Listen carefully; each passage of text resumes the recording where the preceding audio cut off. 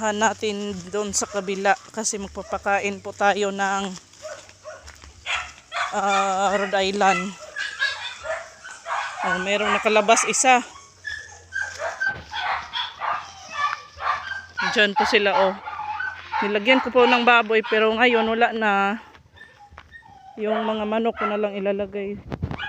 Nilagay ko dyan. Diyan. Ito po ang aking Tyros Livestock Farming. Ito na sila guys. Ang ibibigay ko sa kanila yung ginagawa ko ng mga organic ba, darak at saka mga gulay-gulay. Ito po ang aking maliit na sakahan. Diyan, marami pong damo, hindi ko pa na linisan. Marami pong puno ng saging doon. Sa susunod na natin pupuntahan. Kasi magpapakain pa tayo ng yung Rhode Island ko. Meron ng isang sisiw.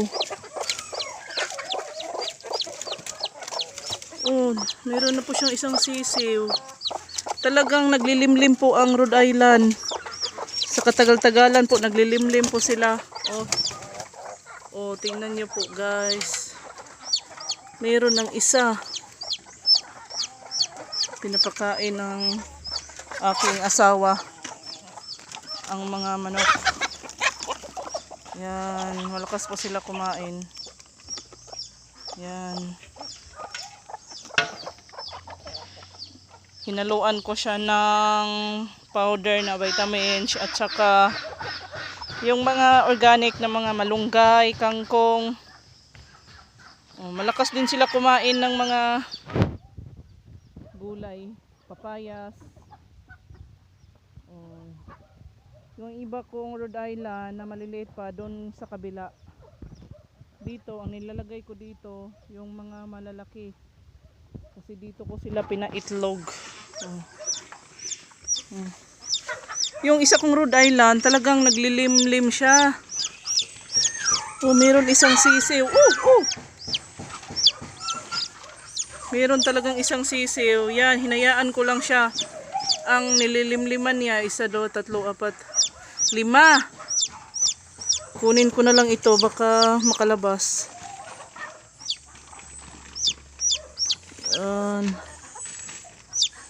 Sa katagal-tagalan ng pangingitlog po nila, talagang naglilimlim po sila. Kunin natin yung isa, baka malaglag. Ito po siya. Lapit malaglag sila guys dito. Ito po yung hindi ko po alam kung anong tawag dito. Sabi ng iba, anong tawag dito?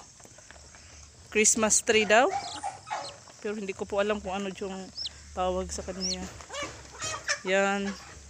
Nagtanim ako ng marami kasi yung mga manok, hindi sila maiinitan ba? Kahit may ganito silang kubo. Yan. Ito po sila. Yung BPR ko na yan, BPR ko na.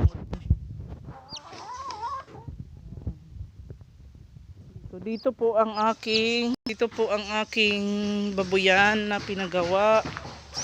Dito punong-puno po na siya ng baboy. Yan. Ang aso na lang inilagay ko. Yan. Mayroon akong kaanakan. Yan, punong-puno dito ng baboy. Punong-puno dito ng baboy.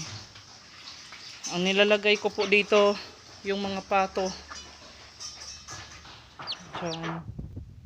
Meron palang kalabasa. Ang grabe, ang damo. Yan.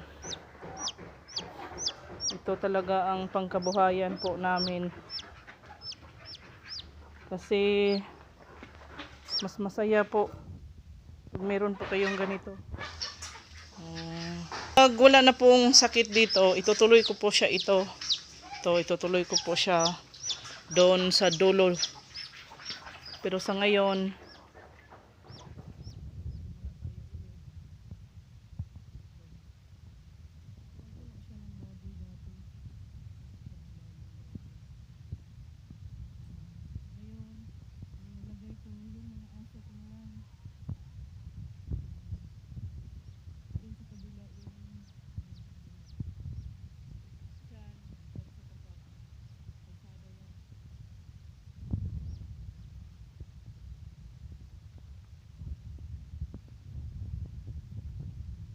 diba ang ganda ng tanim dito sa ilalim.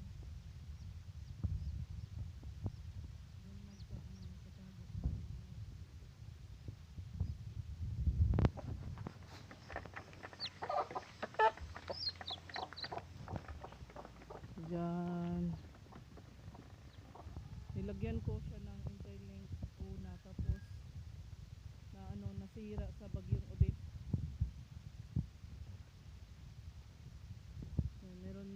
Meron maraming tanom doon, oh. Maraming tanom doon, ang mga saging na saba at saka tundan. Doon kumukuha ako ng papayas, matatamis yung papayas dyan, oh. Hindi ko na makita kasi